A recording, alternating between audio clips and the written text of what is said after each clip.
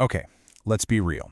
Have you ever felt totally overwhelmed by your phone, exhausted by just scrolling through your feeds, or felt like you just can't focus anymore?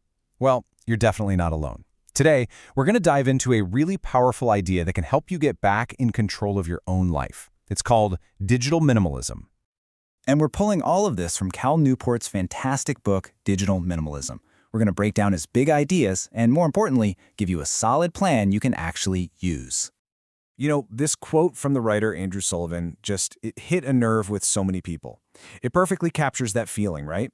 That sense that you're kind of losing yourself in this endless stream of notifications and noise. It's like our tools are the ones using us, not the other way around. So why does it feel like this is happening to literally everyone? Is it some kind of personal failure? Are we all just bad at self-control? Well, the answer is, it's a lot more complicated than that. See, it all starts when you realize that your attention, your ability to just focus on something, is now one of the most valuable resources in the world.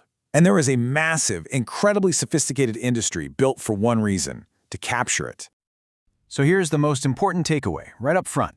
That struggle you have to just put your phone down, it is not a sign of weakness.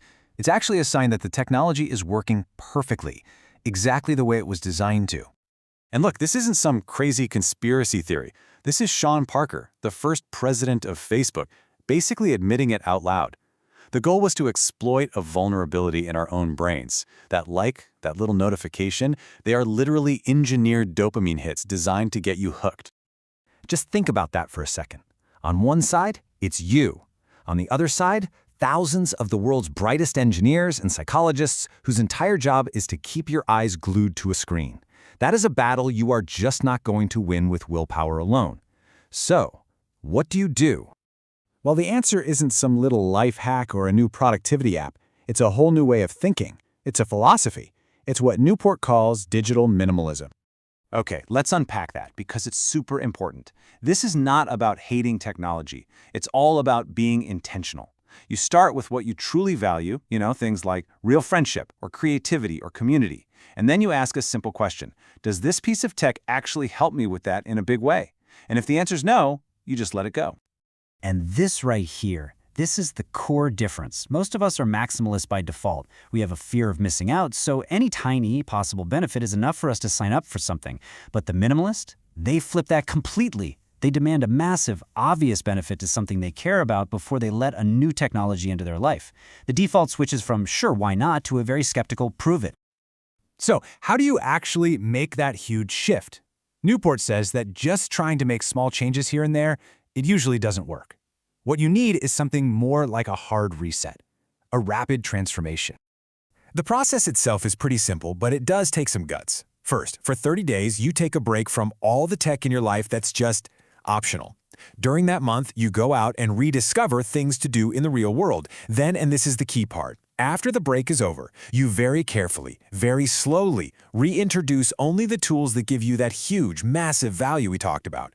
But this time, it's on your terms. And the effect is profound. This isn't just about having a cleaner home screen on your phone. It's a total reset of your relationship with technology. It's about breaking that cycle of just compulsively checking things and instead rebuilding from a place of real intention. But listen, I get it. A full 30-day declutter might sound intense. The good news is you don't have to wait. You can start applying this minimalist philosophy right now, today.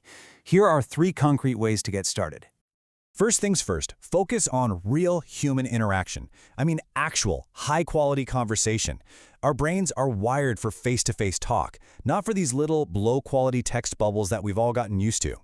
Here are 2 really powerful ways to do this. Number 1, just stop clicking like. Seriously, it feels like connection, but it's a cheap substitute for a real comment or, a phone call. And second, try setting up conversation office hours. Just let your friends and family know that, say, you're always free to talk on the phone at 5:30 on weeknights. It sounds a little weird, but it makes real conversation so much easier. All right, next up, take back your free time. So much of our downtime now just gets sucked up by mindlessly scrolling or binge watching, this kind of low-quality, passive stuff. A minimalist instead goes for high-quality leisure. Activities that actually require some effort and skill, like fixing something around the house, joining a sports league, or learning to play an instrument. And here's the killer trick. Schedule your low-quality digital time. Box it in. Say, I'm only going on social media from 7 to 7:30. This quarantines it, and it frees up the rest of your night for things that actually make you feel good, not just drained. And finally, you have to adopt the mindset of a freedom fighter. Seriously, you need to realize you are in a battle for your own time and your own mind, and you got to start fighting back strategically.